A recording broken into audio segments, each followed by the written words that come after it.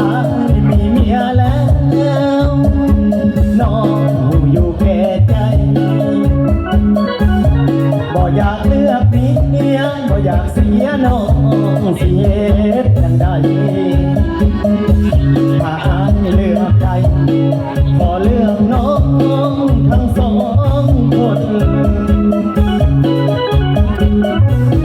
ถ้าเลือกเมียก็ต้องเสียน้องคนที่ใจมันลำบากบ่อยากไปสับสนแต่ว่าตอนนี้อยากฟังใจสอง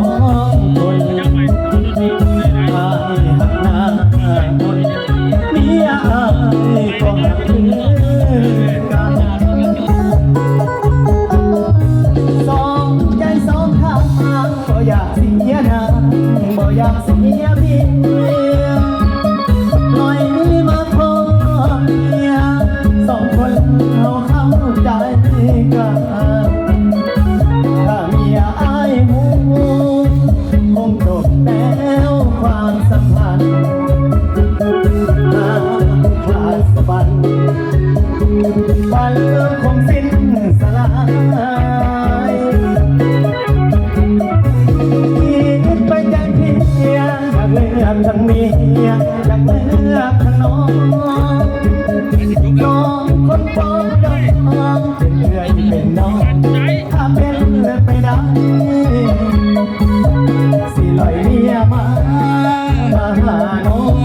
ก็ต้องน้อยใจถ้าเมียเท่าใดอายก็หักน้องเจ้าเท่านั้นขอบใจหลายๆเด้อเสร็จทั้งหมดนะวงเนาะขอให้ได้เมียไว้ๆนะสิไปห้องเพลงเนี่ย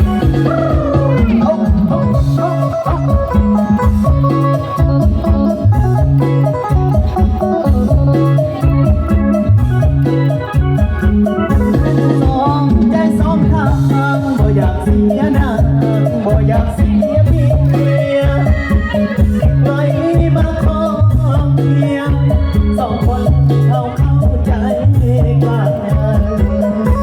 ถ้าเมียอายหูคงจบแล้วความสัมพันธ์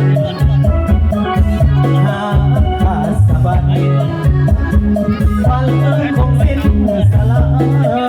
ยคิดไปใจเพียงอยากเลือกทั้งเมียอยากเลือกทั้งน้องสองคนปองดองเป็นเงื่อยเป็นน้องถ้าเป็นเงื่อไปไหน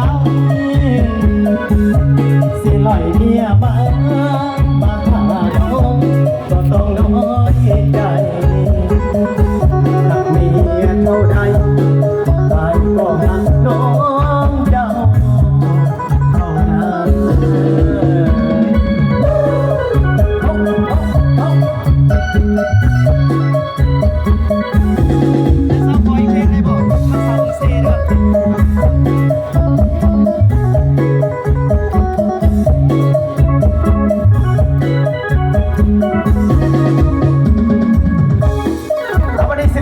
ตอบแทนบุญคุณเงินติ๊บทุกท่านได้มาฮักสาวบุญเซ่ได้เป็นคอลัมน์เก่าๆเนอะ